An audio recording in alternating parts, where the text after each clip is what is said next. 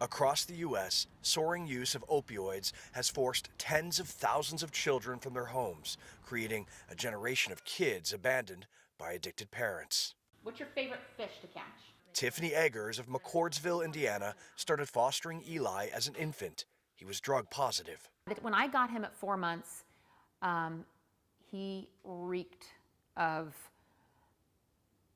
some sort of substance. It literally took a week to get this horrible smell out of his hair, out of his saliva, out of his feces, out of his urine. Today, Eli is a healthy little boy.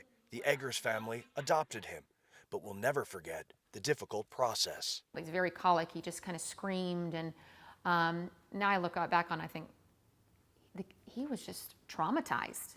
Though substance abuse has long been an issue for child welfare officials, this is the most prolific wave of children affected by addiction since crack cocaine use surged in the 1980s.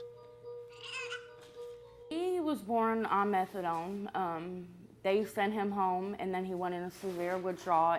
Shawnee Wilson grew up with addicts and was 13 when child welfare officials removed her from her home. Now, at 26, she's trying to beat heroin, having already lost custody of 2 children and given another up at birth. Her 4th child, Kingston, was born just over a year ago, and it took a month for doctors to wean him off the heroin Wilson exposed him to. He is in foster care now in Indianapolis, and Wilson is fighting to get him back. It's hard. It was harder at first, as I was still struggling more with addiction, but now it's making me stronger for when he comes home. New foster care cases involving parents who are using drugs have hit the highest point in more than 3 decades of record keeping, accounting for 92,000 children entering the system last year. The crisis is so severe, with a 32% spike in drug-related cases from 2012 to 2016. I came to Indiana and I was like floored at what I saw here. Dr. Tara Benjamin is a maternal fetal medicine specialist. She treats women with high-risk pregnancies.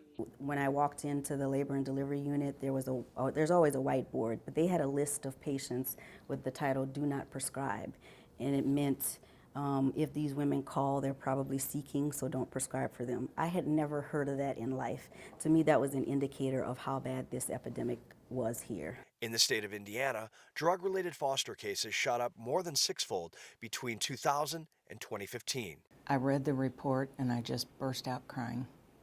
Judge Marilyn Moores has been on the front lines of helping children affected by the horrors of their parents' addiction. Her burden is making the right decision for families according to the law and her heart. We had a 2-year-old that was found in a home. The neighbor heard him screaming. And thank God the door was unlocked, and the neighbor went over and found the 2-year-old in the home. The dad was dead of a heroin overdose with a needle in his arm, and no one knew how long the 2-year-old had been in the home. The opioid epidemic is destroying communities and families. Meanwhile, thousands work towards solutions and a means to comfort the children born into the desolation of addiction. Robert Ray, Associated Press.